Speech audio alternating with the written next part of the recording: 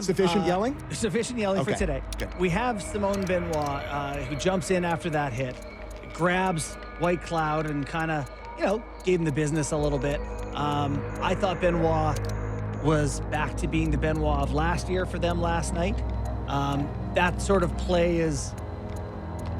makes me wonder if Hakanpää is even going to be the answer. I don't know what you guys thought of having him jump in after that, but the standing up for a guy after a borderline hit. I didn't have an issue with anybody last night. And, when I'm starting to see John Tavares grab guys and throw them on the ice, I'm like, did you just want to just go a bit hey, further JT. there? Luckily, I wear this magical amulet. Would have been nice to see that a few times when you had the C on. Maybe he's freed up his left a little bit. I gotta say, the captain's overeaten bratwurst. I mean, this guy's the captain. He had a night last night. He was awesome. Yeah, he's and effective. he jumps in, he's grabbing guys. I was like, okay. What a strange one, too. OEL launches the guy into the boards. Tavares Who grabs was him. that guy that just went swan diving the second he felt any contact? Who was that? 21? Yeah, maybe Howden. But no, I is super impressed with how. Remember after that Boston game last year, when was it Liljegren that got taken into the boards by Marchand? Yeah, and we did the game, and Kip went on the air and talked about not liking the... And how no one responded, and then Keefe went out in the media and talking about how we're going to have a meeting to talk about how to respond about these things. Remember that? And now it's just like, this happens.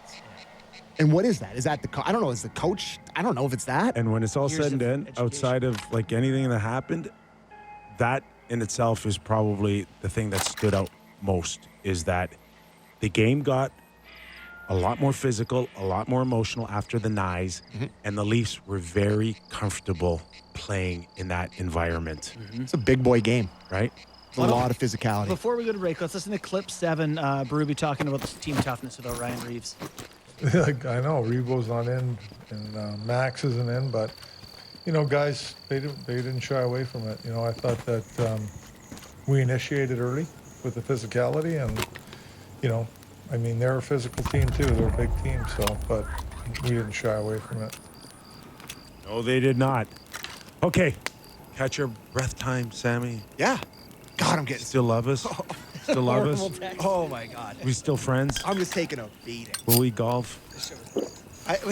By April, will we golf again? I love this. Why do you think I do this? There's nothing you can say to me that hasn't already been said, boys. All right, if that's the case, plenty more to get into with Sammy after the break. You're watching and listening to Real Kipper and Born.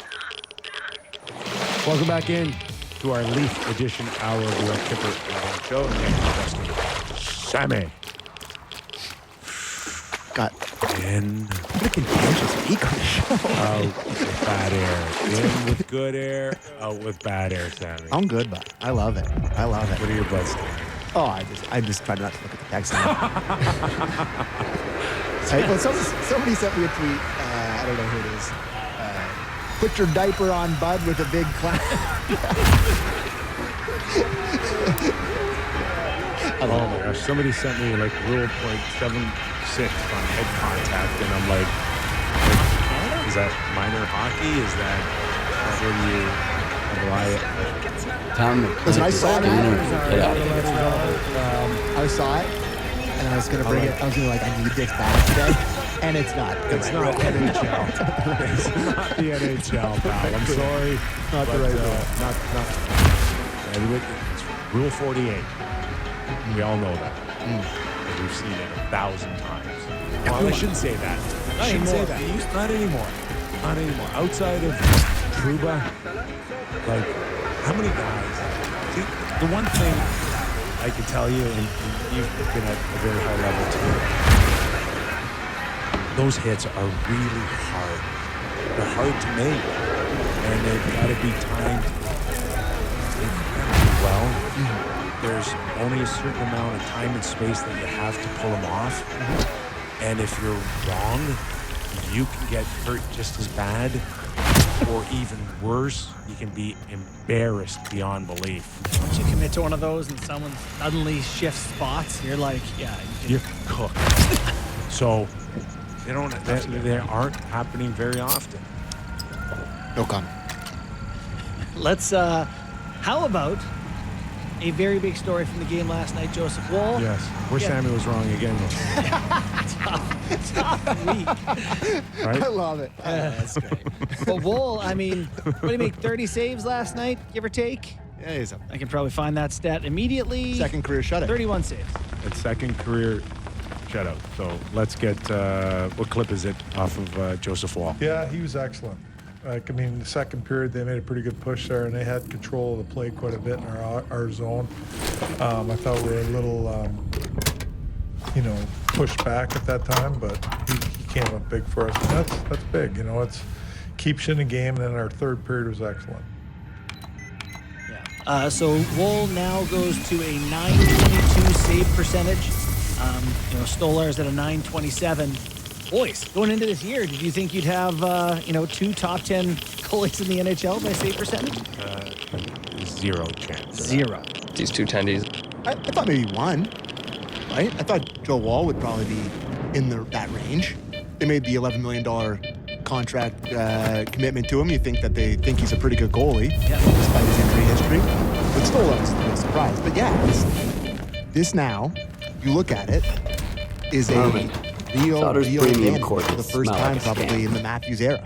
Yeah, I think it was you who said it to me that stood out was, not only do you feel like you can hang with the other team, but like it's actually a leg up. Yeah. Like you go into the game being like, all right, we've got that position over them. So Listen, it's a nice feeling to think that you can be outplayed and still have a great chance to win. And there's only one guy that can really pull that off. Just one spot well, and left. last night shots are what, 26-12 at one point when the Leafs are up 1-0? Like I don't remember exactly what they were when it was really lopsided. I've got nowhere to go You know, back he to. he kept them in there when it wasn't going their way. Over and out. What are your thoughts on how much the goaltending's success has to do with the changes on D, with actual different personnel in front of them? Well, the block shots are off the charts, and Tano's going to set a record. Well, they have 26 last night? Like, Is that right? It's huge. He commented on that somewhere along the way too, but he noticed, he mentioned Steven Lorenz. We actually have Lorenz talking about that on his shot blocks, clip 1.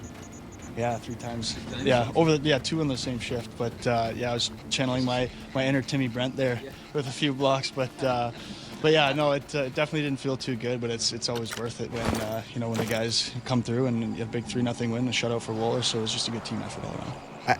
Tim Brent? I have to say, him referencing Tim Brent is the most passionate thing anyone's ever done for us. It's like mid-2000s. Tim Brent, number 37. What way did he shoot? Oof, good question. Maybe left, actually. Right. Right? You got it. Here, I'm doing a quick search here. Kipper's correct. Right shot.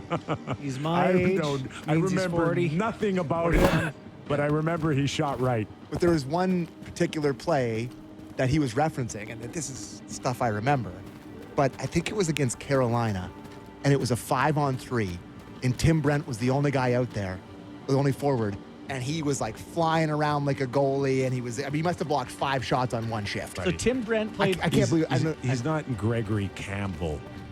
it was like that without a territory. it was like that without a broken leg, basically. He played 1 year. He played for the 1 game for the Leafs in 09-10 and 79 for the Leafs in 10-11, scoring 8 and 12 for 20 points. You know what's going to be interesting for me in the next week is, again, later schedule, Utah Sunday, at Florida Wednesday. So tell me, Wall Sunday, Stolar's Wednesday, or Stolar's Sunday and Stolar's Wednesday? Because I'm not sure I want Joseph Wall not playing again in a week. God, Stolar's last game was November 16th. Today's the 21st. So now you're talking about the 24th and presumably the 26th or 7th or something like that. Give me a call here.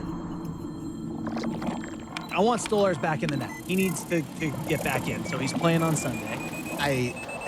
And then, yeah, you're going to Wall in Florida. Weather vane McGee here, but guy gets a shutout probably at the start of the next game, no? I don't know. It depends if you got the zoomed out view of just trying to keep everyone going. But Stolar's Wednesday, no question, regardless of what happens against this one. That has to happen. That's a start. That start. That factor. That start. He's got that start. See, you I need to give him that I start. tend to agree with Sam that it would be nice if you have to start separating yourself for the Leafs In the division. in the division. Oh, you can't start pressing. No, I'm not saying that you need to press for wins.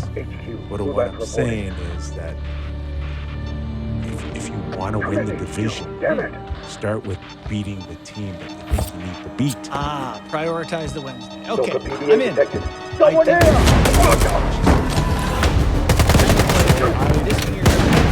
Under different circumstances, I would say you need to go Stolars on Sunday and come back to on Wednesday, no problem. Except you want to But this all lines up perfectly. To Sam's point, guy gets a shutout. Really, it's not hockey in Canada. It's a Sunday against Utah. Give him the next game. Say keep going. Stolars then is 11 days between games, which might sound scary, but he was a backup goalie forever. He's gone long times between games and was wonderful as a backup. So you can go Wall and then Stolars Wednesday. Yeah. I thought that the start on Sunday night was a Wall start anyway. That's kind of your 1B kind of start, backup kind of start. So you give him that one and then go into Wednesday. But it's a real luxury. It's like Wall last night gave me game 5-6 vibes. And it just, when he's on, it's so boring. Like him and Stolars have such different styles. Like I'm no goalie expert. I'm not Valaket. But Wall is just